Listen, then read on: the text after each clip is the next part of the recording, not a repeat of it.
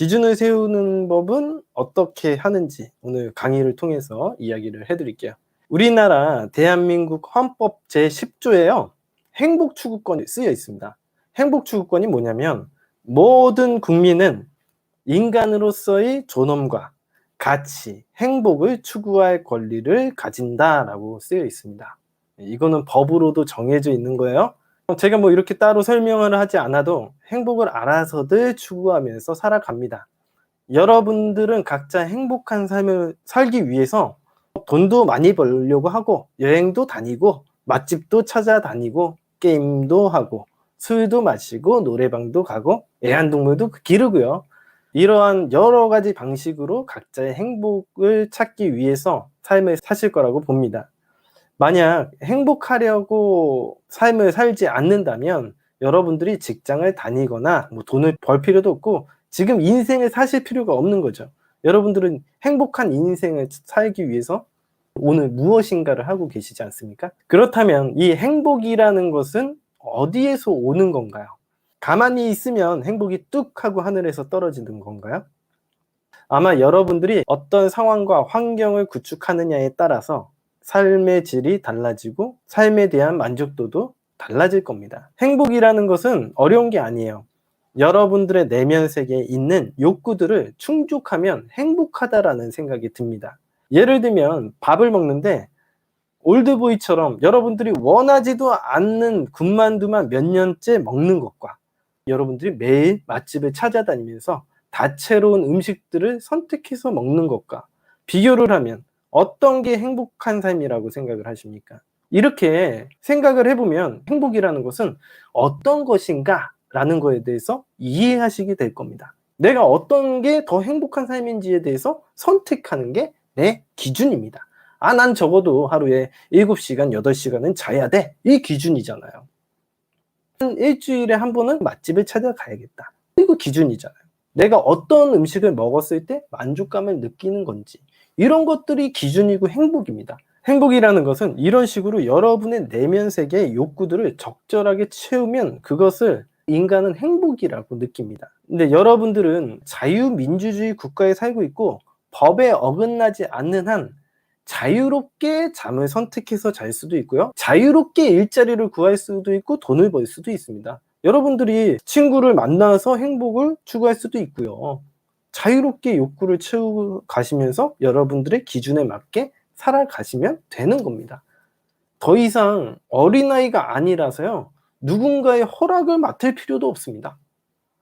이게 너무 당연한 얘기를 하는 거기 때문에 여러분들이 기준을 세우는 게 어렵다고 생각을 하시니까 제가 이걸 기초부터 설명을 해 드리는 거예요. 다만 스스로가 내가 무엇을 할 때 행복을 느끼는지 기준을 세우셔야겠죠? 지금 방금 얘기해 드린 것처럼 여러분들이 어떤 것을 할 때 행복감을 느끼는 건지 내가 얘기를 해 줄 수는 없습니다.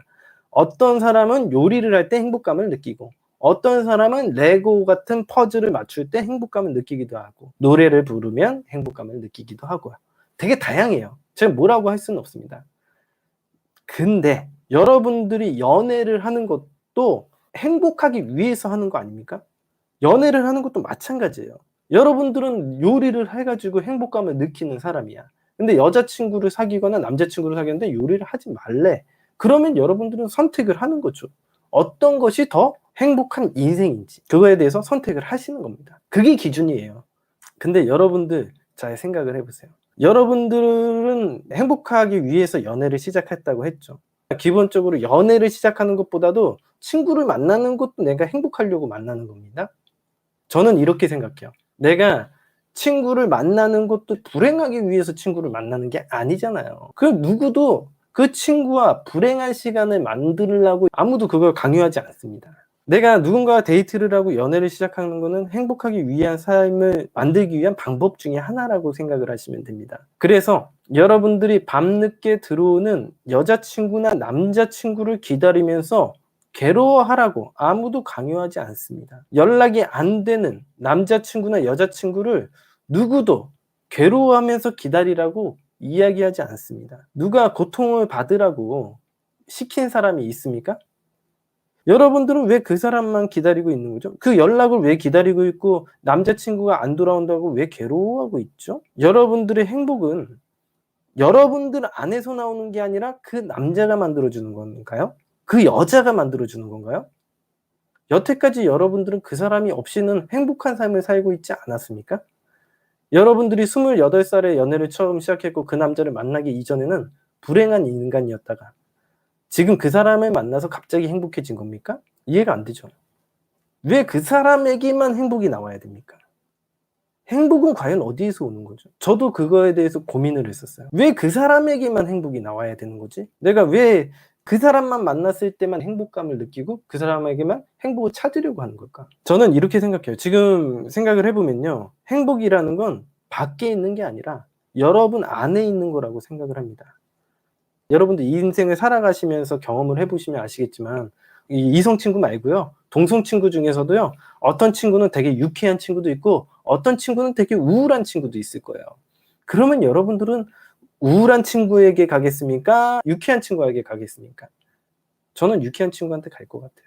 실제로도 유쾌한 친구 근처에 사람들을 즐겁게 만드는 사람 근처에 사람이 모입니다. 지금 무슨 얘기냐면 내가 행복을 만들어낼 줄 알아야지 여러분들에게 매력이 생기고 그 매력 때문에 여러분들의 남자친구나 여자친구는 영원히 떠나지 않는다라는 거예요.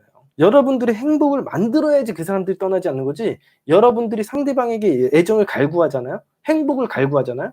그러면 그 사람이 갑질을 하고 여러분들 하대합니다. 버립니다. 이해가 되시죠? 그러면 여러분들은 어떤 인생을 살아가야 될지에 대해서 생각을 하는 거예요. 그 상대방이 떠날까 말까에 대해서 고민을 할 필요가 없고요. 여러분들이 어떤 인생을 살아가야 될지에 대해서 고민을 하셔야지 그 사람이 나에게 남아있는 거예요. 여러분들의 행복은요. 여러분들이 만드는 거고 그런 행복을 가지고 있어야지 상대방이 영원히 떠나지 않는 겁니다. 그러면 여러분들을 어떻게 행복하게 만들지에 대한 연구를 하셔야 돼.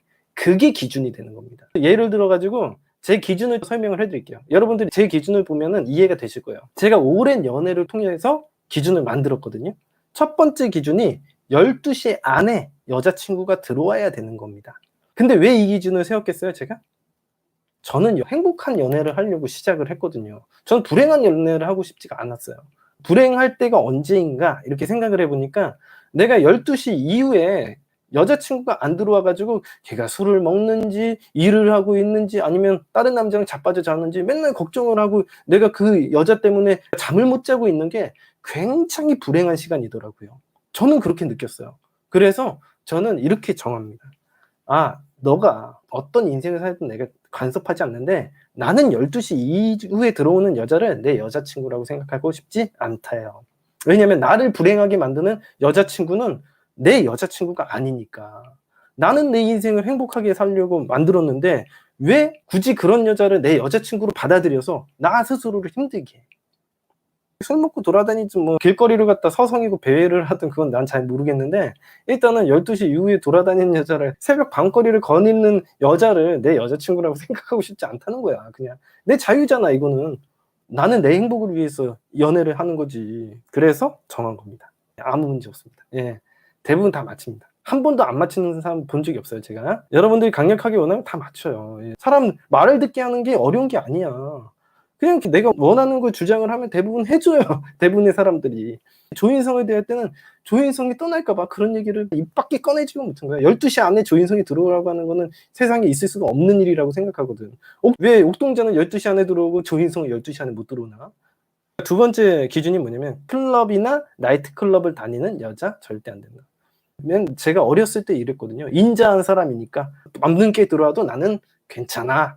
내가 믿어주면 언젠간 이 여자가 내 마음을 알고 돌아오겠지 이렇게 개떡한 생각을 가지고 있었어요. 그래서 밤에 나가도 괜찮아. 클럽 가도 괜찮아. 나이트클럽 가도 그래. 집에만 잘 들어와. 연락만 잘해줘. 이런 개떡같은 얘기를 하는 거예요. 나이트클럽에 가도 내가 연락하면 잘만 받으면 돼. 뭐 보내는 순간 끝장이라고 보시면 됩니다. 술 먹으러 가도 돼. 연락만 잘 받아. 술 먹으러 갔는데 어떻게 연락을 받습니까? 제가 경험을 해보니까 그런 기준이 말이 안 맞더라고. 안 보내면 되지 왜 그거 갖다 보내놓고 걱정을 해. 고양이를 생선 가게에 맡겨놓고서는 왜 생선을 훔쳐가면 안 된다고 얘기를 하는 이건 말도 안 되는. 내가 그럴 만한 상황을 만들어주지 않으면 되잖아. 왜 남자를 만나게 하고 여자를 만나게 허용을 해주고서는 걱정을 하고 믿음의 문제라고. 난 믿으니까. 상식적으로 말이 안 되는 거예요. 남자들이 클럽 가가지고 어떻게 하겠어? 뒤에서 부기부기 할 거 아니에요. 여자의 그 뒷공무니에다가 이상한 행동을 하잖아. 껴안고 춤을 추잖아. 그런 행동을 하는 걸 왜 내가 봐주고 있어야 돼요? 응? 클럽에서 다 그런 춤을 추고 있지는 않지만 아무튼 그런 행동을 하는 여자들이 있는 데다가 내가 보내고서는 걱정을 할 필요가 없잖아요. 내 여자친구가 팔목 잡고 막 부킹하고 끌려다니는 게 뻔한데 왜 보내요? 그런 행동 하지 마세요. 저는 이렇게 기준 세운 거예요. 그리고 세 번째 기준이 남자를 1대1로 만나거나 1대 다로 만나거나 허락을 받고 만나든가. 그러니까 1대1로 만나게 해놓고선 나는 인자하니까 괜찮아, 나는 너를 믿어, 이런 얘기를 할 필요 없어. 그런 상황을 안 만들어야지. 이런 게 기준이라고 보면 돼요. 여러분들 아시겠죠?